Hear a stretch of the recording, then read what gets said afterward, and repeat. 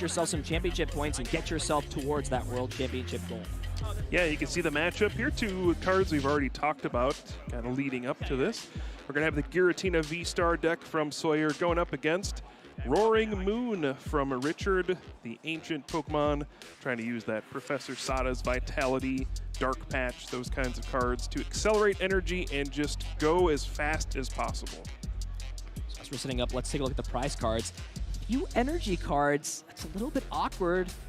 Nothing too powerful for Richard, of course. You got to have 6 cards prized, but it is going to be this interesting list that plays Pokestop and the Galarian Moltres V. I mean, that's a card we haven't seen, I feel like, since V-Star Pokemon came out. That card sort of was obviously in decks like Rapid Strike or Urshifu, but it's faded out for a while, and now it's found a great partner to support that Roaring Moon EX. Now, this should be an interesting one.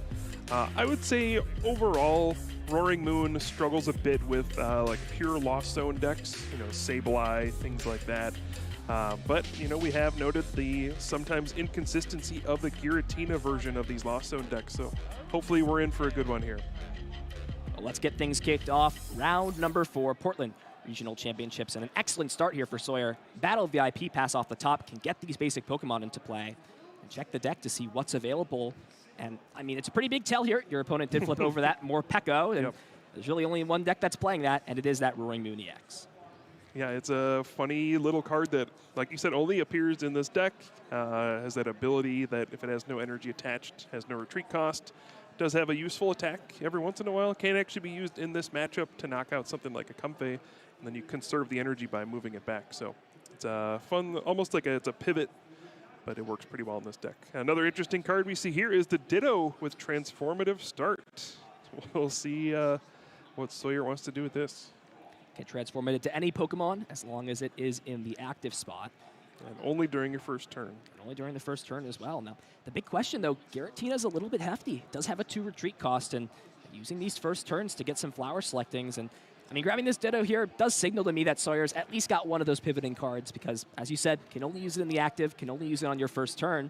And that means flower selecting can get fired off, cards can hit the Lost Zone, and, I mean, Sawyer did opt to go first, but I feel like in this matchup, Richard going second, I mean, that's what this Roaring Moon deck is excellent at doing, which is taking prize cards before your opponent can really understand what's going on in the game.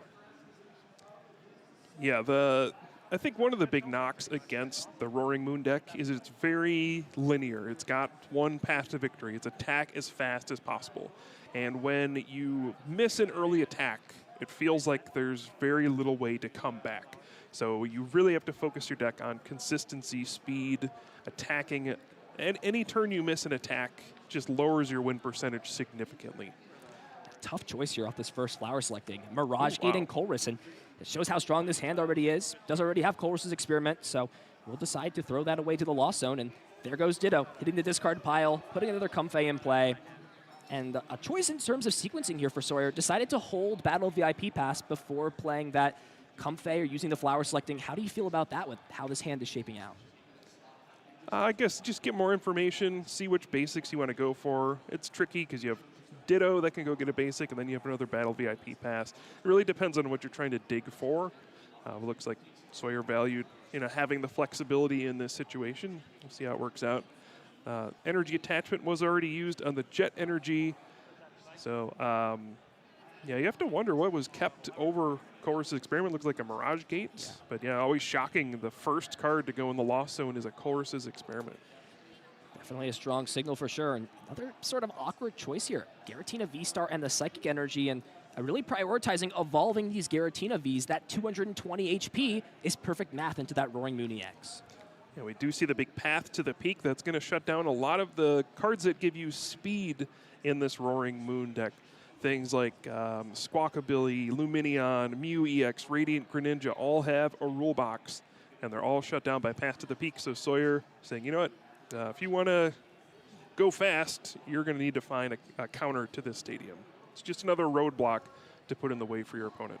We did see one of those Pokestop were in the prize cards, so only has the remaining 3 to try and find this out. And I'm not sure if I see that in the hand, but we'll at least get the Battle VIP Pass, look through this deck, see what options are available, and even with what looks like no stadium bump, may even consider having to possibly dig. I mean, it's tough with how this hand is looking, but I mean, this is your big turn. This is how you push this aggression. I mean, as we've seen, whether it's with Abyss Seeking or just giving this Giratina deck time, once they hit those cards in the Lost Zone, once they evolve up, sometimes it's just too big of a mountain to climb back from.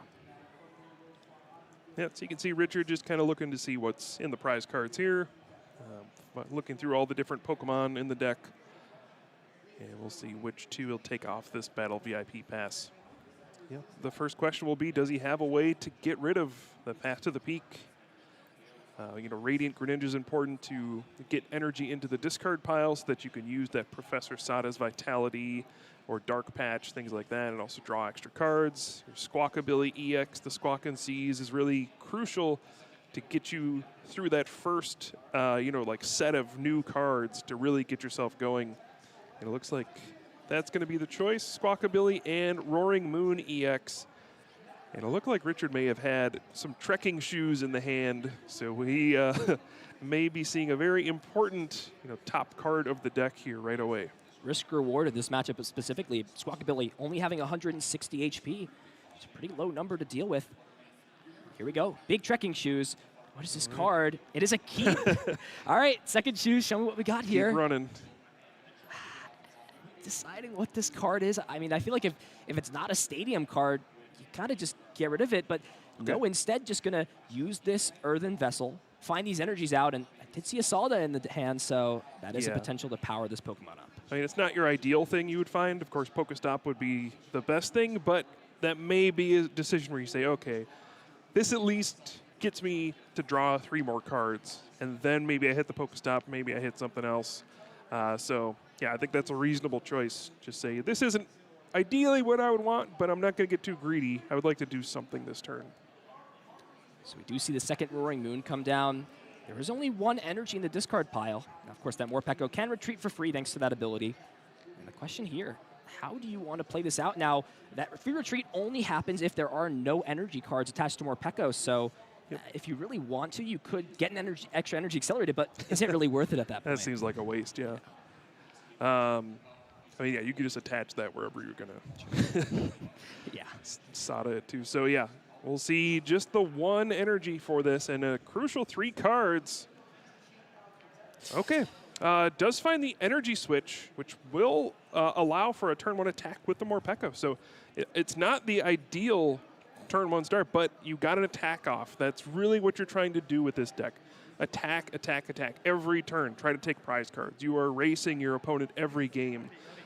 You don't have fancy comeback plans with this deck. It is pure aggression.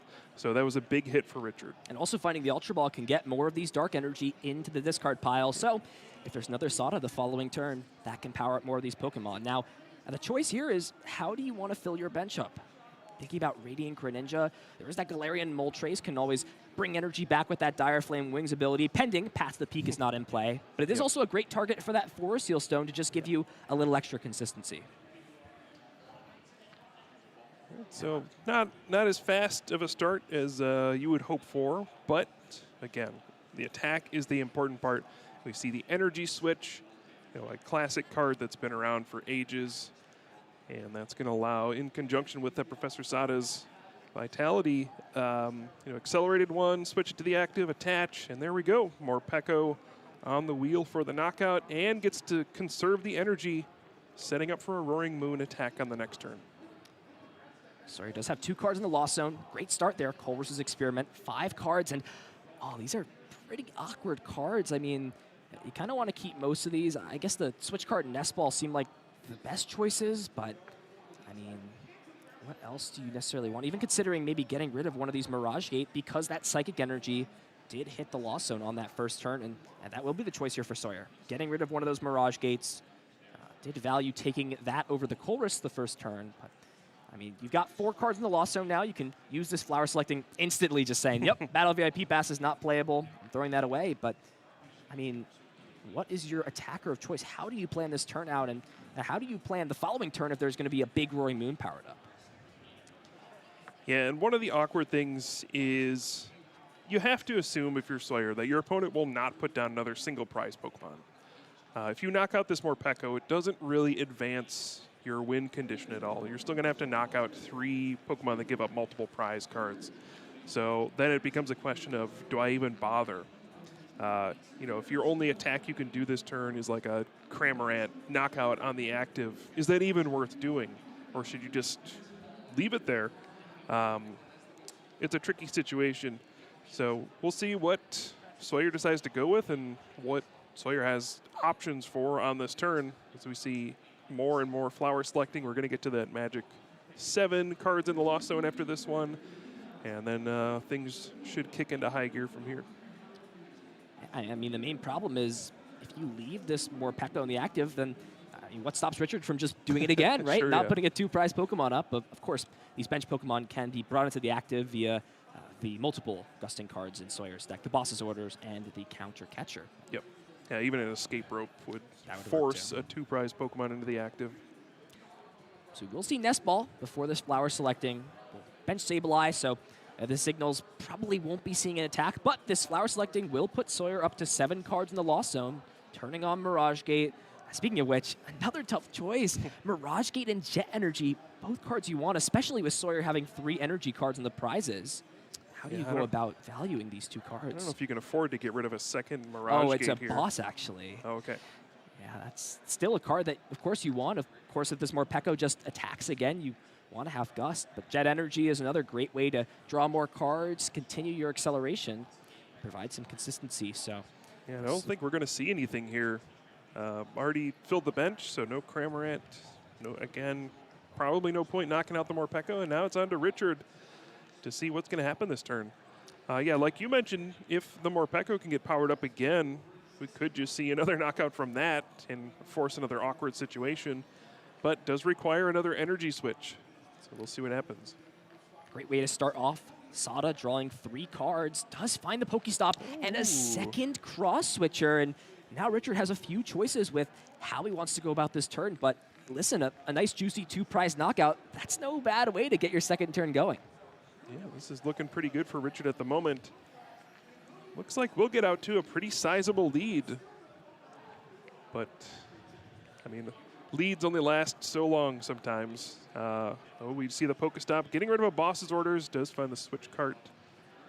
Not the best. Yeah, Boss is, of course, a card you'd like to have later on in the game. But, I mean, another choice here for Sora. I don't know how many Giratina V-Star were in the hand, but by not evolving those, the only way you can take a one-hit knockout on that Giratina V-Star is to use that Frenzied Gouging to take the knockout. Otherwise, now Calamity Storm can just take knockouts, and you're not putting yourself in that range where something like Sableye can finish you off with Lost Mine. Yeah, whenever you can use Calamity Storm instead of Frenzied Gouging, it's a huge win. You don't put your Pokemon in danger. So, yeah. Giratina V having exactly 220 HP. That is a factor here, especially with the double cross switcher. Looks like Richard's going to be able to play the entire hand down as a Dark Patch, and then has Mew EX to restart up to 3 cards. Hey, this turn's pretty good. Could even play the Mew EX down before pivoting, but already knows what Pokemon he wants to go after. Double cross switcher, bringing up Giratina V.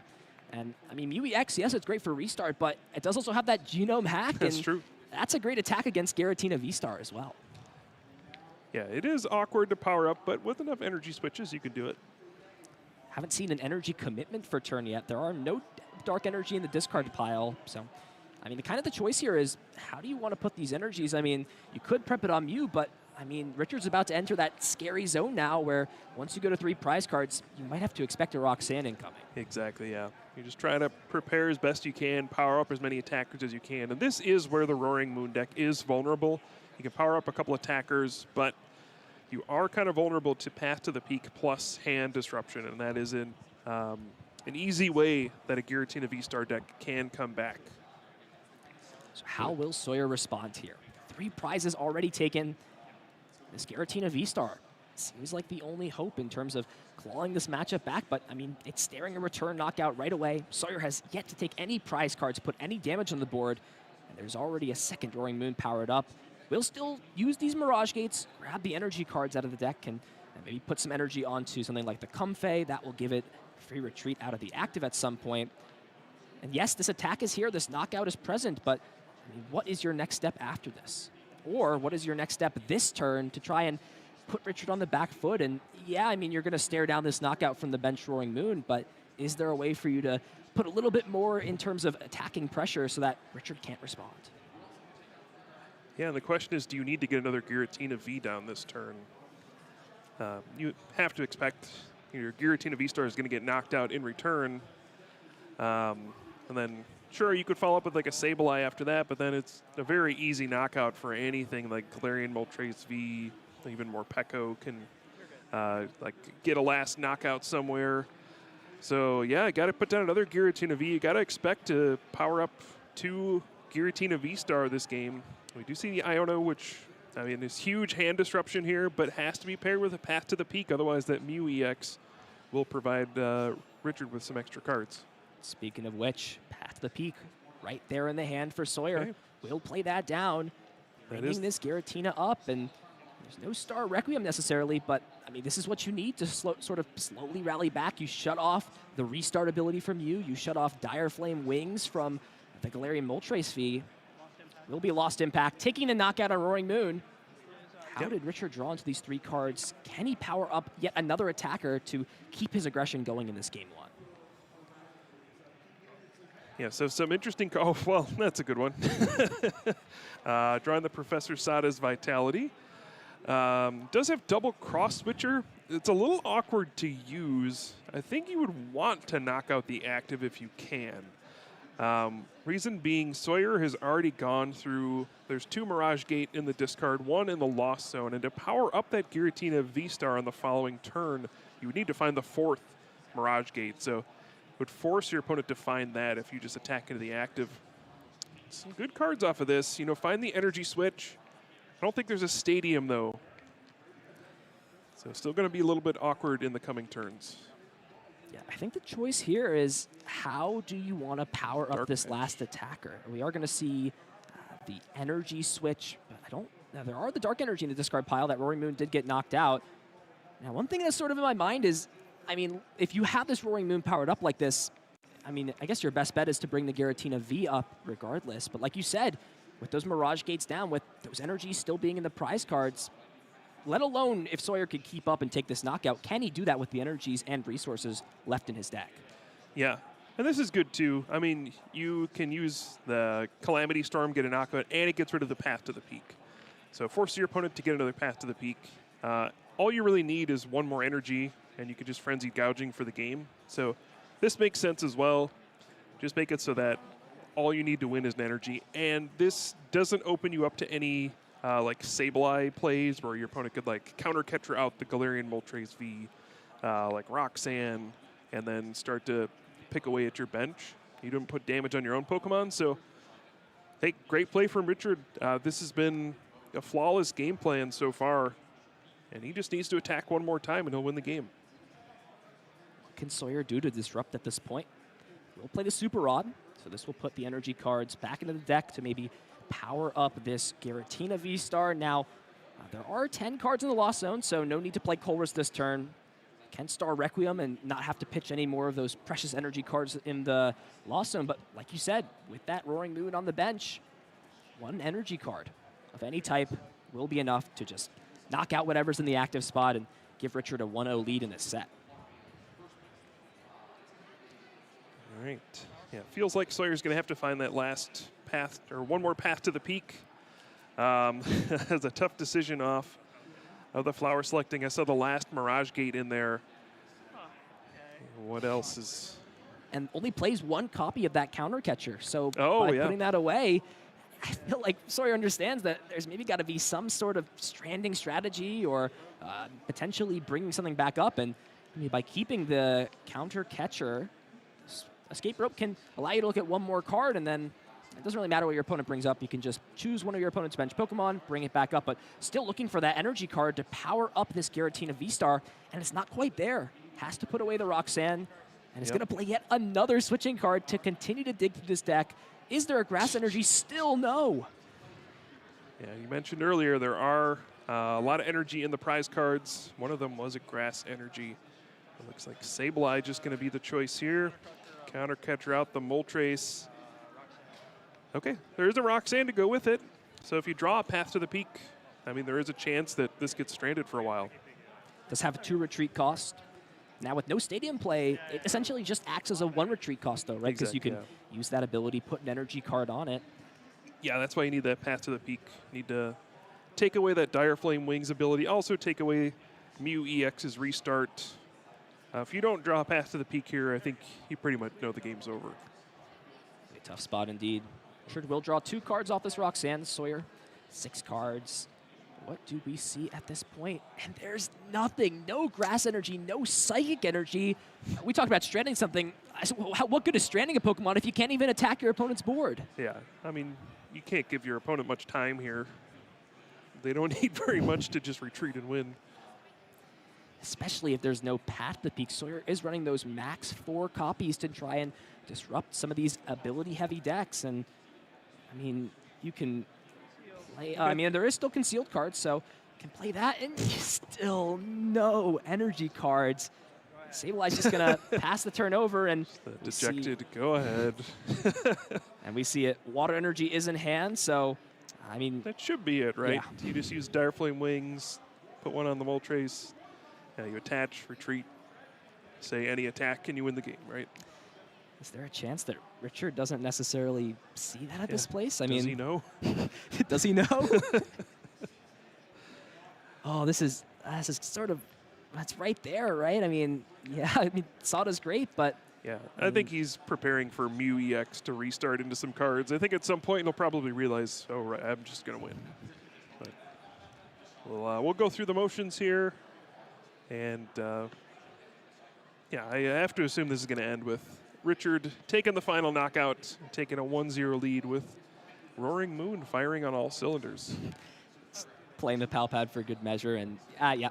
Yep. Sawyer understands that Richard has what it takes to close out this first game, and in pretty convincing fashion. I mean, sure, Sawyer didn't find those necessary pieces, but those cross switchers coming in clutch to maximize those damages.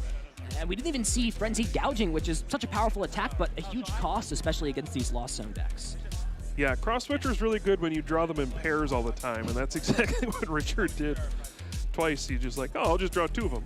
It's really good. Feels like Puzzle of Time all over again, right? Just, let me draw my 3 cards. Oh. Yeah, or the Custom Catcher. Of course, yeah, these 2 cards. There is no way to bring back the supporter cards from your discard pile. That's not in this list. But speaking of this list, Cross-Receiver, yeah.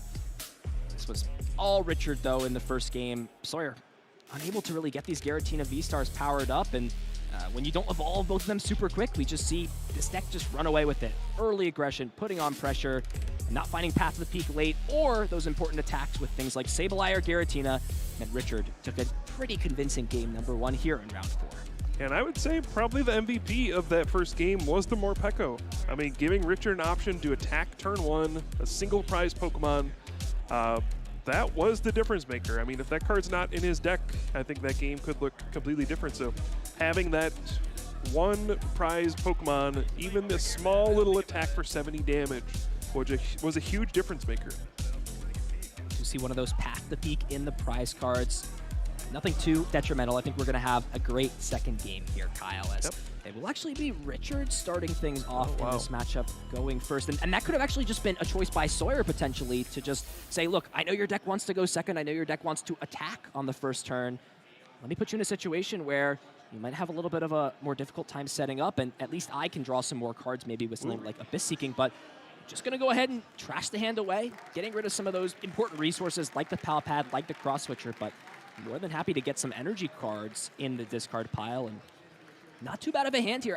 You do have that Pokestop, and this is a great turn to want to play Battle Pass, but you've also got to wonder, is it worth that reward when your opponent is playing those powerful counter stadium cards like Path to the Peak?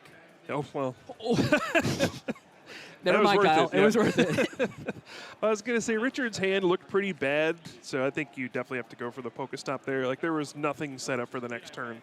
So you just got to hope for the best with the Pokestop, and hey, sometimes you spin it and Battle VIP passes come out. Spin to win, right? That's all you got to do. Great 2 cards, and also got rid of another Dark Energy card. So if Richard wants to, could grab that Galarian Moltres V. Now, it is a little bit less appealing to have on the board because you did have to get rid of that 4 Sealstone, the 1 copy with that Squawk and Seize. But with playing so many copies of Energy Switch, the max 4 copies, it essentially almost acts as a built-in Dark Patch every turn if you can use that ability.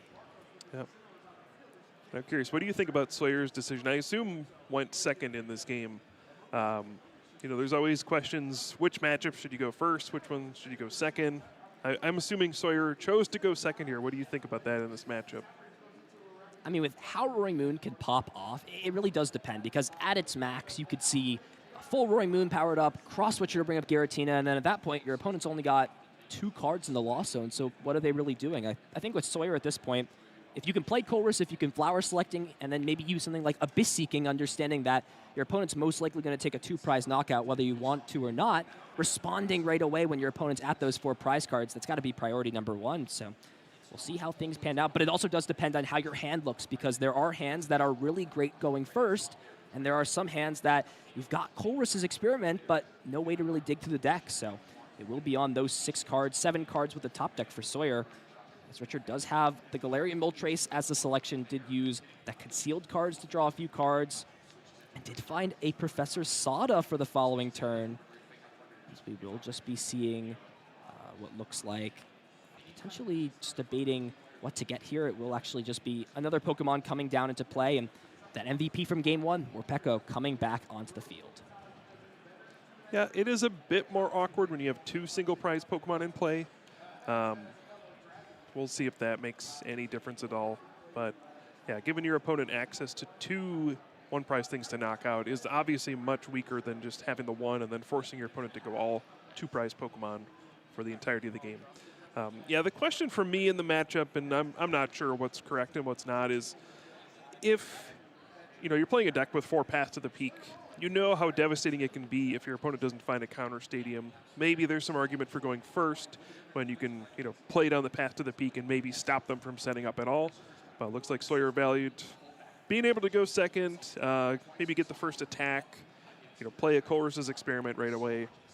We'll see if it works out, but this hand is looking dreadful. But did go into the Colress's Experiment, so things are looking up maybe. Now choice time here for Sawyer.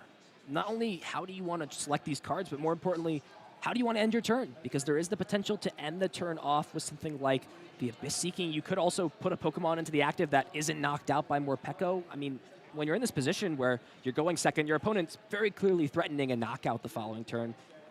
How do you sort of navigate your board, and more importantly, what Pokemon do you leave in play to try and sort of prevent as much risk as possible? Yeah, and how deep do you want to go getting cards into your Lost Zone? You would love to use Abyss Seeking and get more cards in your Lost Zone, but yeah, then you leave a 2-prize Pokemon in the active, easily knocked out. I think that's too much of a risk. I think you need to have a single-prize Pokemon in the active. This might be a spot where Cramorant is a good idea. Get that 1-prize knockout, since the Radiant Greninja is potentially one that can be picked off later. You can set up some kind of play with, Moonlight Shuriken, then a Sableye to clean some stuff up later. So I think ideally you would go for Cramorant here. My question is, will Sawyer spin the Pokestop? We have not seen that yet. It's a deadly trap. It's right in front of you there. Yeah. Your opponent's sort of like, go ahead and use this Pokestop. But it is really that risk factor. There's not any ways to bring back supporter cards if you get rid of those.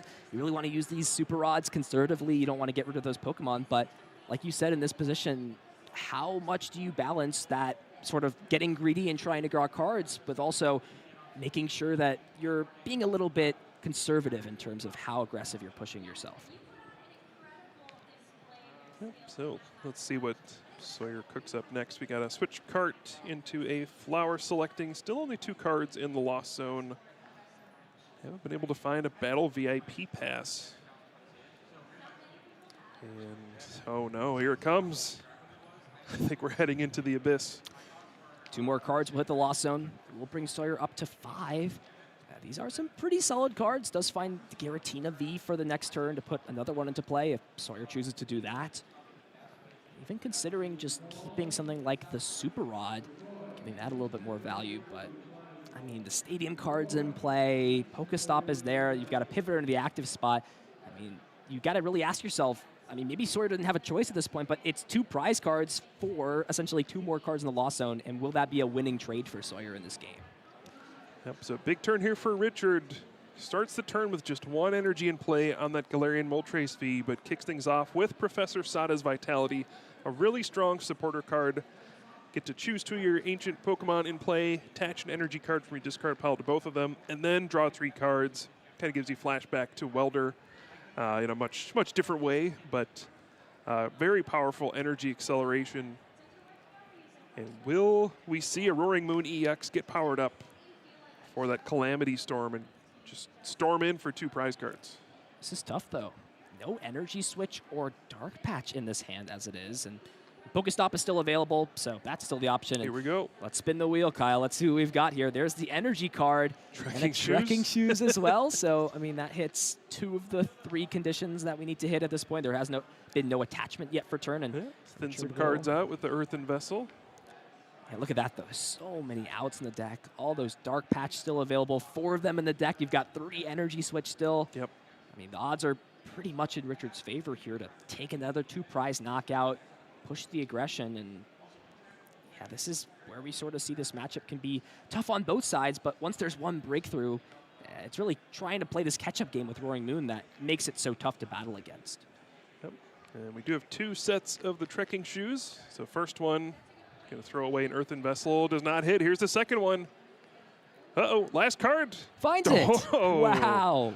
All right, there is the Dark Patch. Will allow Richard to power up the Roaring Moon EX. Dug 4 cards with those 2 trekking shoes, and the 4th card was the one that Richard needed to pull off this big attack and start things off once again as the aggressor in this matchup. Can also use Dire Flame Wings to put this dark energy onto the Galarian Moltres V.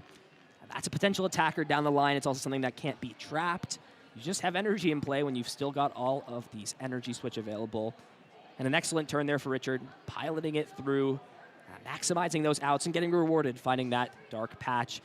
Calamity Storm, 220 damage, knocking out this Giratina V. Richard off to the races again in Game 2, and will Sawyer be able to catch up? Yeah, it's tough. We are going to get to 7 cards in the Lost Zone right away with the Courses Experiment. And then you just got to hope, Mirage Gate, Giratina V-Star, get a knockout, go from there. Yeah, this is where things turn into a race. And you just got to hope to be able to keep up with your Giratina V-Star. Speaking of which, I'm not sure if Sawyer has found that card yet. And of course, you're going to need that to attack so far. Will, now with 7 cards in the Lost Zone, use this Mirage Gate, get the energy cards into play onto Giratina. Right now, only has that 1 Comfey. We do see 2 in the Lost Zone, so there's not sort of that potential we saw when Sawyer had 3 of those out to sort of just keep digging and using those switch cards to try and find more of these crucial cards. The supporter card already being played. I mean, you've got this concealed cards on the bench, you've got this flower selecting, but besides that, you're kind of at the mercy of whatever those top 4 cards are looking like on your deck. Yeah, this will be a big one. Still have Radiant Greninja to use as well, so we'll be able to dig quite a bit here. One interesting thing, I think this is a situation where you do not bench another Giratina V. You want to get the 1 Giratina V-Star out this turn, and then the only way your opponent can knock out your Giratina V-Star is with Frenzied Gouging, which then puts it in range for things like Sableye to Lost Mine and finish off the Roaring Moon EX. I don't think you want to put another Giratina V down here because then it gives Richard the opportunity to do the same thing that happened last game. Bring out the Giratina V on the bench, knock it out. Don't put the damage on yourself with Frenzied Gouging. And look at this, in like a 10-card hand, there's still no Giratina V-Star. Use the concealed cards, use the flower selecting. We'll have 1 more option to use potentially another switching card, like a switch card to look at these top 2 cards, and if there's no Giratina V-Star, I mean, that feels like the story of this match for Sawyer. Just bad break after bad break, missing attacks, not finding pieces, and I mean, yeah, none of this matters. None of this matters if you don't find Giratina V-Star. And then at that point, that's where we're talking about this train run in the way. There's really no coming back from that. There is a switch card in hand, so can play the switch card, and then there hasn't been an attachment for turn, so we could see sort of the jet energy come into play to bring this Giratina V back up. But one more shot here we at go. it. 2 big cards here. Do we see Giratina V-Star? No, misses the Giratina V-Star. And with what's in hand, you can't use Sableye. You've only got 9 cards in the Lost Zone. You've already played your supporter card for turn. I mean, what, do you shred with this Giratina? I mean, that's That just seems feeding your bad. opponent the 2 prizes. But Cramorant, I just don't know if that's going to cut it at this position for Sawyer, especially if Richard can bring up this Giratina V. How are you putting enough damage to take these last couple of prize cards? Yeah, I mean, you got to try. Can attack with the Cramorant, try to get some damage on the board. Yeah, I don't know. Obviously, things didn't pan out, and this is what we talk about with Giratina V-Star sometimes. It's great in theory when everything works, super strong, lots of one-hit knockouts, but sometimes, you know, you don't find the V-Star, you don't find the Mirage Gate, you don't find the whatever, and your game plan does not go off as you expected. And that is what we're seeing here. Now, it's still not over. Richard still has some work to do. But has double Cross Switcher in hand, and that is a huge 2 cards to find. That already seals up the knockout, even has the Pokestop to spin the wheel, find some more of those item cards. And this is absolutely incredible here for Richard. Finds Dark Patch, more Stadium cards. He's just flexing at this point with how great he can build his board up. Okay, Richard doesn't have much more work to do at this point. Just seeing how many energy cards are still available now. There is a water energy, but that can't be brought back unless there's something like the Soda to power it up. I mean, there's no reason to not play that. You might as well power up the second Roaring Moon. And I mean, it's 2 water energy, so it actually can't attack. that's true. One thing to keep in mind, this deck does play many energy switches, and you can power up Radiant Greninja, and Moonlight Shuriken here would also be devastating. Knock out 2 Comfey, take 2 prize cards. You got to think that would pretty much be game over. Either or, plenty of options for Richard to select how he wants to play this turn out. Still hasn't even put an energy card into play yet for the turn. Yep. We'll power up the second Roaring Moon, and I think we're just going to see it, Kyle. Yeah, Sawyer's like picking up the Giratina V, like, okay, yep. Double Cross Switcher. Yep. Devastating for Sawyer, taking that huge threat off the board. Richard will go down to 2 prize cards yet with no damage on his board. And what can Sawyer put together to keep his hopes alive here to stay undefeated? Going to even spin the Pokestop for more measure. I mean, does get rid of a few cards there. I mean, you kind of want to see those maybe off of something like a Roxanne, the Counter Stadium, the Professor Sada. But, I mean, what more could you ask for here? Another 2 prize knockout. Another big threat on Sawyer's board going to the discard pile. Now Sawyer's in the tank. How do you get out of this predicament? Yeah. Be honest, not sure. It's going to have to be some, you know, cross your fingers kind of play at this point. You know, you counter catcher out the Squawkabilly, play a Roxanne, lost mine a few times. Hope your opponent never finds a way to move the Squawkabilly, that kind of thing. I think that's the only option you've got at this point. We'll see the Lost Mine potentially online now. There is 9 cards, but with the flower selecting, that will bring Sawyer up to 10. We'll use the Mirage Gate first, putting the Psychic Energy on the Sableye, so that will be all powered up to go. And I mean, that's never a great strategy, cross your fingers and hope, but sometimes that's Giratina's best strategy late in the game is say, look, you played a lot of cards, you've got a lot of cards, you've still got Battle VIP Pass in your deck, right? How about you draw into all 4 of those for me so I can maybe get a few bonus turns to myself. Just milled some good cards with your own Pokestop. Yeah. So we'll bring Sawyer up to 10. Easy choice there. Magic number achieved, and another Battle VIP Pass going out into the Lost Zone. And the choice here for Sawyer, do you want to play Roxanne or do you want to play Iono in this position? This is one where, I mean, with still 6 prizes remaining, I gotta feel like Iono is just probably the better option, but you never know what your opponent necessarily has in their hand. Those cards do go to the bottom, rather than everything being shuffled back in like it will be with this Roxanne, which will be the supporter of choice here for Sawyer. Yep, did see the counter catcher for the Squawkabilly. It's really your only boy out at this point. It's the only thing that cannot currently retreat. Everything else on board had a way to retreat. So you know when you do this, your odds are not great, but at least it gives you a chance. So you're saying there's a chance, Kyle. There is, yeah. I mean, Richard could draw every unplayable card left in his deck. Or, you know, I mean, the odds were high to find a way to retreat, Yeah, but it's true. So Sawyer will still play this turn out, of course. No knowledge on what Richard has. Drawn some more cards with the Lost Zone.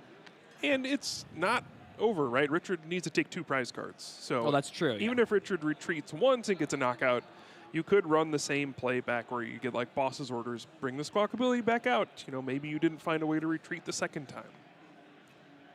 I think Sawyer maybe would have wanted to find something like a Giratina V-Star to put, or Giratina V to maybe put back into play, but it's sort of that risk-reward, right? You give yourself, your opponent, that option to win the game, but, I mean, if they've got to get through a 2-prize Pokemon, Sableye setting some Lost Mine math up, but there's no sudden death risk because you haven't taken any prize cards left, so it's just a tough spot for Sawyer. Regardless, we'll still play it out. Lost Mine can take the knockout onto the Roaring Moon if Sawyer chooses to.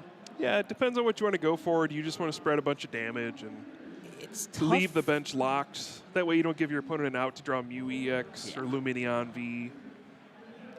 I don't think it makes a huge difference for you to take the knockout on this turn, so maybe you just spread some damage around, but it's like gonna leave it with 10 HP perhaps.